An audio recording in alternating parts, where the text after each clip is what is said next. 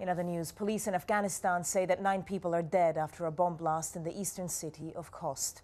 A further 30 people were injured in the attack, carried out by a suicide bomber with a carload of explosives. Most of the victims were civilians. The Taliban has claimed responsibility. Right, well, let's go back to that story that we were just talking about with Kristen Salumi there in New York, and that is that the UN Security Council is meeting to vote on whether Israel should stop all settlement activity in the West Bank, including East Jerusalem. The draft resolution has fueled a frenzy of political wrangling between, of course, the US, Israel, and the Palestinians. Well, we are now joined live by Hanan Ashrawi. She is a PLO legislator and activist based in Ramallah. Ms. Ashrawi, thank you very much for joining us.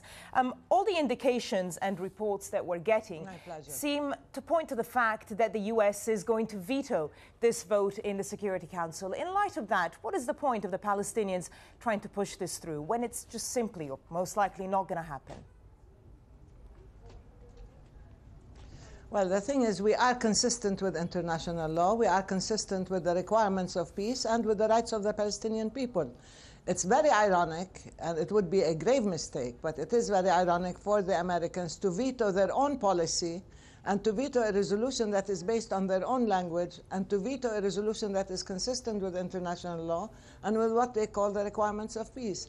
I don't understand this American collusion with Israel and providing it with a legal cover, even when it violates the law and even when it violates our rights, trumps American interests in the region, American standing, and American credibility. Everybody now will see the US in an absurd situation of really vetoing something that it should support in the first place and placing its alliance with Israel, its collusion with Israel, above even its own interests. Ms. Ashrawi, if I can just interrupt you there. You say everyone will see that, but maybe most people in the Middle East. But when it comes to the domestic audience in the States, which of course has to be President Obama's priority, I suppose they, like the administration, are very worried about the American sphere of influence in the Middle East. We're seeing all sorts of demonstrations. We're seeing a lot of regimes being toppled. I mean, surely the timing of all of this could not be worse when it comes to trying to get America on your side.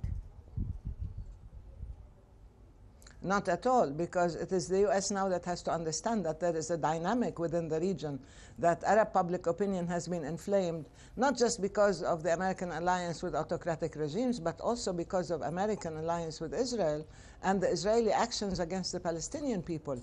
Our longing, our yearning, our commitment for freedom and dignity and human rights and democracy.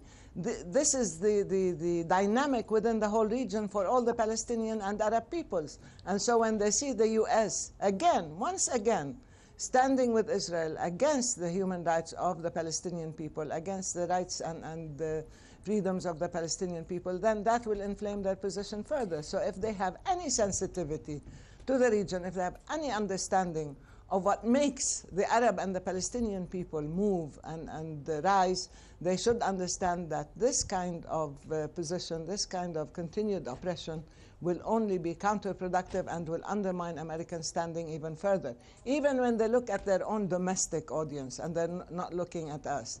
The domestic audience should understand that American national and strategic interests are linked with America playing an even-handed role and attempting to bring about a just peace. Ms. Ashrawi, forgive me for interrupting. We're just running out of time. I mean, you mentioned the domestic audience in the States. What about your domestic audience in the Palestinian territories? The Palestinian Authority has been criticized for not submitting the Goldstone report to a vote in the Human Rights Council. Is perhaps this action that you're now taking in the Security Council to do a little bit with showing a show of strength to the Palestinian people while knowing that it's not really going to achieve much when it comes to the peace process? Look, this is part of our strategy. When we found out that the US was not willing to move in any way to curb Israeli violations and to protect the interests of peace, then we decided to put together a strategy that began with going to the Security Council, with getting accountability for Israel, with moving ahead, even getting judicial accountability. And we will press ahead with these things. It has nothing to do with the Goldstone report, which is another story, and we can talk about that later. But I just came from a protest march that had hundreds and hundreds spontaneously coming out against the American position and against this very clear violation and act of provocation, in addition to the American pressures that got to the level of blackmail or extortion. So in a sense, this is a unified position. It is not the leadership on one side and the people on the other. This is in the national interest of everybody. The land is our land, the rights are our rights, and the Palestinian leadership, our people, are all in the same boat. And this decision is collective, it is unified, it is official, and it is also among civil society and the young. Hanan Ashrawi, PLO legislator and activist, thank you very much for joining us.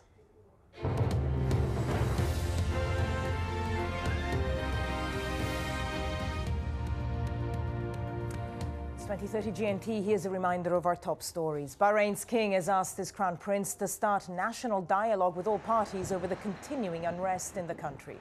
It comes as security forces have fired on anti-government protesters in the capital, Manama. President Obama has expressed his deep concern over the situation, as well as that in Libya and Yemen.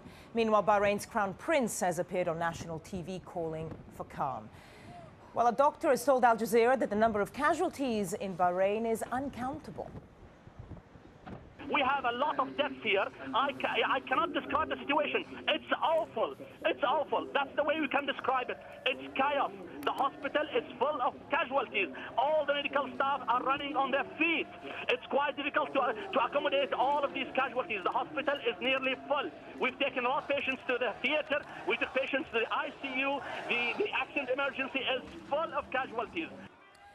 Well, meanwhile, at least 24 people are reported to have died in clashes in Libya over the past 2 days.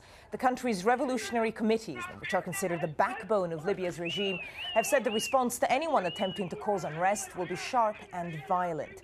Friday had been scheduled by anti-government demonstrators as a, quote, day of anger against Muammar Gaddafi's leadership. 2 policemen have reportedly been hanged by protesters. Clashes too in Yemen, where 6 people are thought to have been dead and dozens more wounded. Doctors said 4 people have died from gunfire in the southern port of Aden alone. Crowds have been gathering for 8 days, calling for an end to President Ali Abdullah Saleh's 32-year rule. Pro- and anti-government protesters have fought in Jordan's capital, Amman. At least 8 people were injured. It's the first outbreak of political violence since the opposition began staging regular protests in January. And Egypt's Higher Military Council has said it will not allow what it calls illegal protests to disrupt the economy. That comes after thousands took to the streets in celebration of the removal of President Mubarak last week. That's it, Frost of the World next. Bye-bye.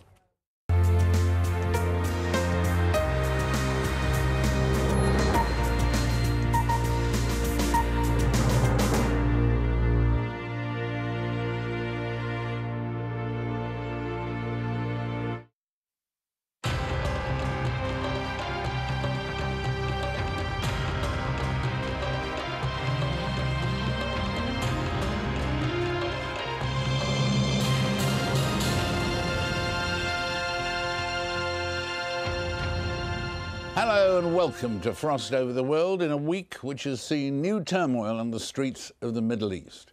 Thousands of marchers today celebrated the overthrow